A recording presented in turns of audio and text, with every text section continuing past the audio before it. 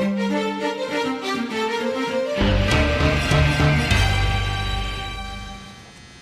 I'm Kirk at WildBlue, and we've been discussing what adds value and what does not add value to your airplane.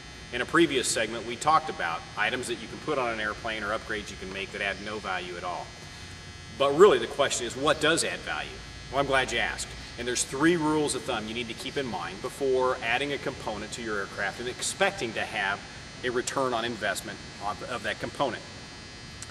First rule of thumb is most upgrades are only going to add a fraction of the value. Rarely will you net 100% return on investment of any upgrade that you do. The second rule of thumb is that the value of those upgrades or modifications goes down over time, and sometimes it goes down very quickly.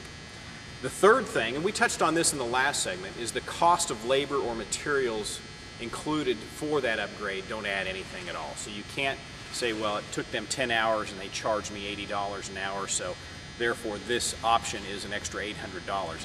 Unfortunately, it doesn't work that way. New avionics though, and especially a lot of the avionics produced by Garmin or Aspen, will add value and considerable value to your airplane. So if you're considering upgrading to the latest GPS comms, then you're going to see a fairly sizable return on investment. But again, it's not going to be 100%. And in fact, after 4 to 5 years of having those components installed, you may be looking at only 30% or so of a return investment on that item. But early on, you'll get a very sizable portion of your money back. Things like satellite weather, XM weather, that's a great add-on component.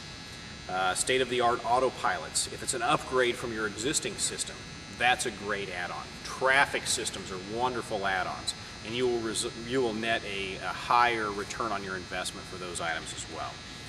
A lot of the popular engine upgrades are also quite popular. On the piston line, things like Tornado Alley's turbo normalizing system, they are a fantastic upgrade and they do add value.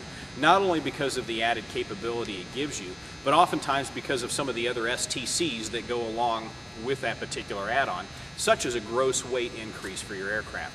So if there's something that is going to enhance the usability of the airplane, give you more flexibility, give you higher weight, give you better speed, oftentimes those add-ons are going to give you a very good return on your investment. Engine overhauls need to be looked at somewhat skeptically though, because they're not all created equal. The shop that you use to do your engine overhaul can have a big bearing on what kind of resale value you'll have. A lot of shops offer long-term pro-rated warranties, and I'd highly recommend that you look at those, because if there's nothing that the shop will stand behind, then the value of that particular modification or upgrade is not very sizable. Typically though, when it comes to engines, factory new, factory overhauled, factory remanufactured are going to be your best bets for a good return. Airframe modifications that add utility will also add to the value of your aircraft. We already talked about this somewhat. Icing systems, particularly the TKS icing system. If it gives your airplane some kind of enhanced capability, and particularly if it's a known icing system, great. You're going to see some return on investment on that. Universal acceptance of a modification, though, is extremely important. There are lots of STCs, lots of modifications that can be done that are somewhat unique and cater to a niche market. If it's something that you're going to use for the long term, have at it. By all means, enjoy the modification. But if there's a lot of debate about its usefulness, if there's a lot of debate on whether or not that's a good modification for that particular aircraft, probably not going to be the best option for you. Let me give you one final thought on some of the valuation tools that you may see out there on the internet. We're talking about AOPA's VREF tool. You may be familiar with Blue Book. You may have seen on Trade-A-Plane the NAAA's Evaluator tool. Those are great places to start, but nothing more. Because there's so much that can be read into those. Most of the time people, when they are trying to figure a value of their airplane, they're not taking into consideration a lot of things. Number one, they're not taking into consideration depreciation.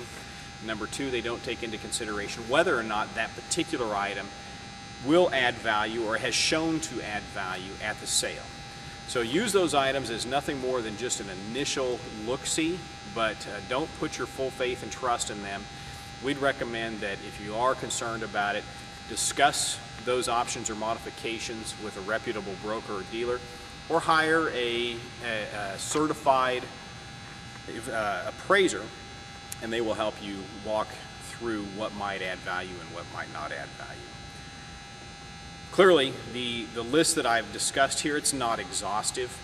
So, we hope it does shed a little bit of light on things that to think about when it comes time to upgrade or modify your airplane, particularly before you spend a lot of money on one of those, those must-have items, and then you find out, gosh, it's just not what it turned out to be.